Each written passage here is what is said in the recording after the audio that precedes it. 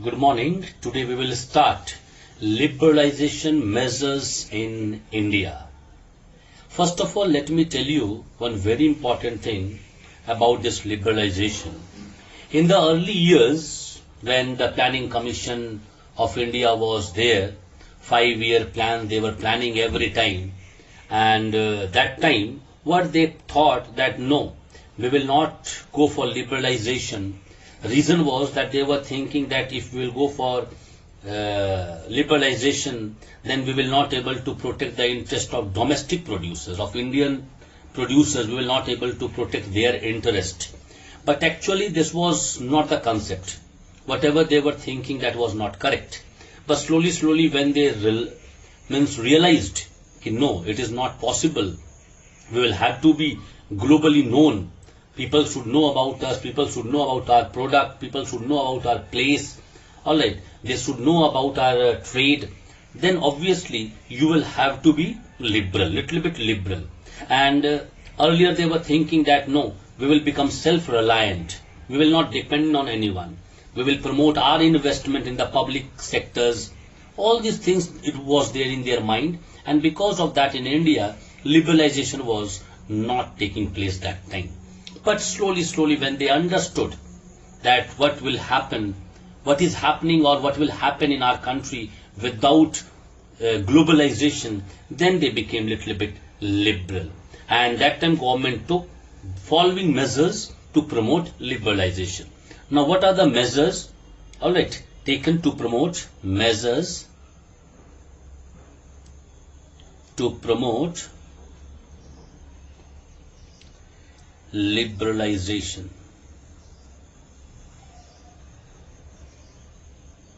Now, what are the measures? The first measure was lifting of trade barrier. Now, what do you mean by lifting of trade barriers? In 1991, since 1991 we can say, the government decided that we should compete with the foreign producers, alright, which will improve the performance not only of our nations, even the nation's producers also, the domestic producers. And because of that, they started lifting the trade barriers. Whatever the barriers will be coming, we'll have to lift it out. Now, because of this, now let me tell you one very important thing I forgot to tell you. This policy of liberalization is also known as NEP. NEP. Alright. NEP means New Economic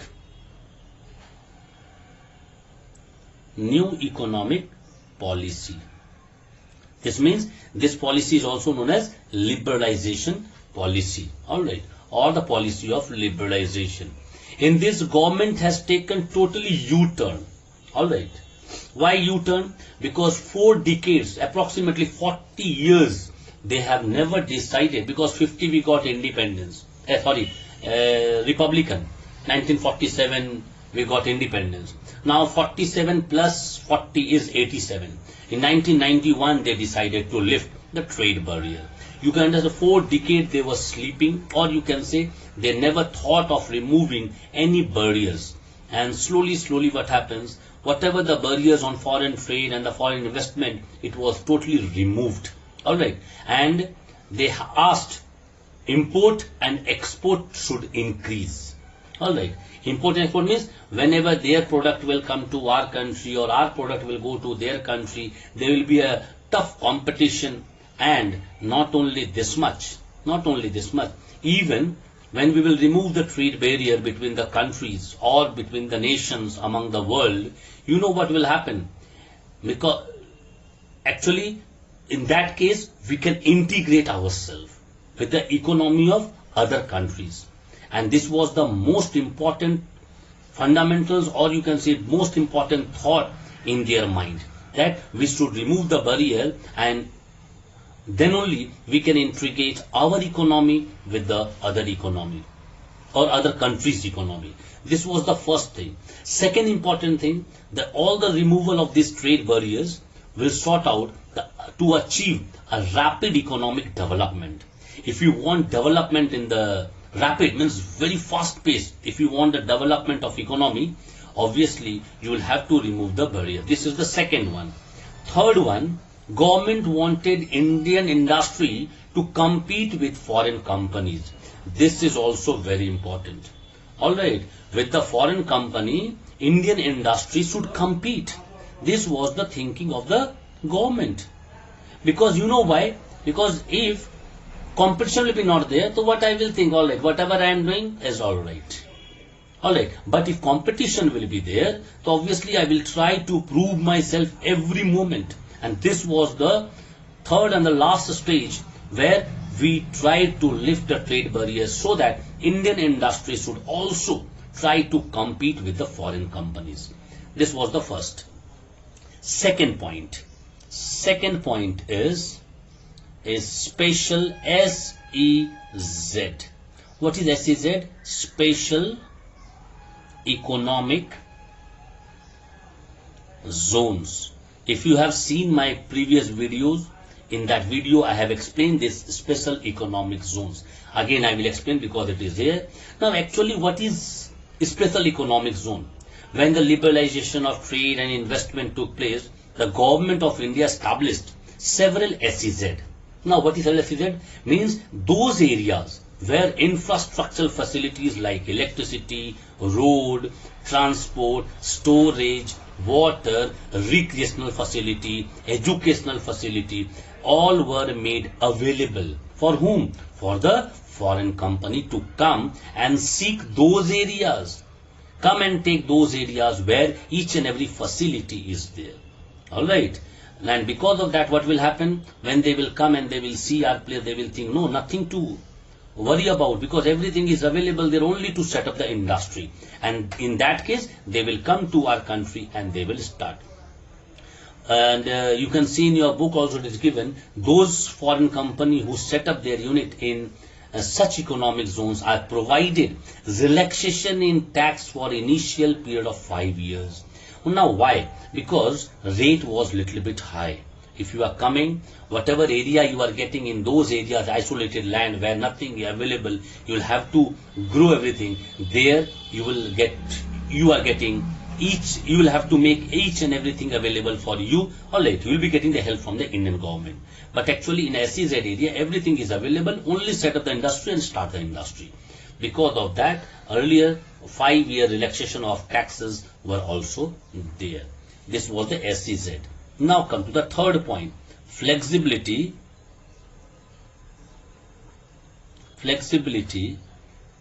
in labor laws. Now what do you mean by flexibility in labor laws? In foreign company, they allowed flexibility in labor laws.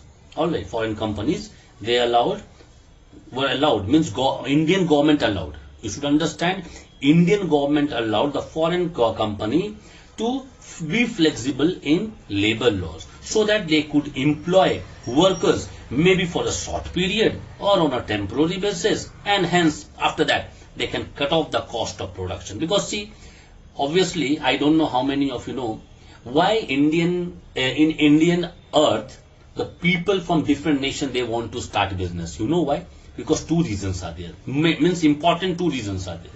First reason is that here land value is far less than the abroad land value. This is the first one. Second important thing, here labor cost is very cheap. Very cheap.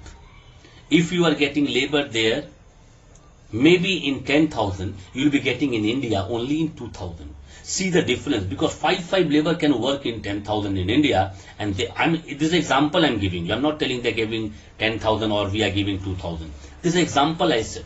So remember every time, so it was allowed by the Indian government to the foreign companies that you can be flexible for the labor law. You can employ workers for the shorter duration or on a temporary basis. After that you can cut off your cost of production.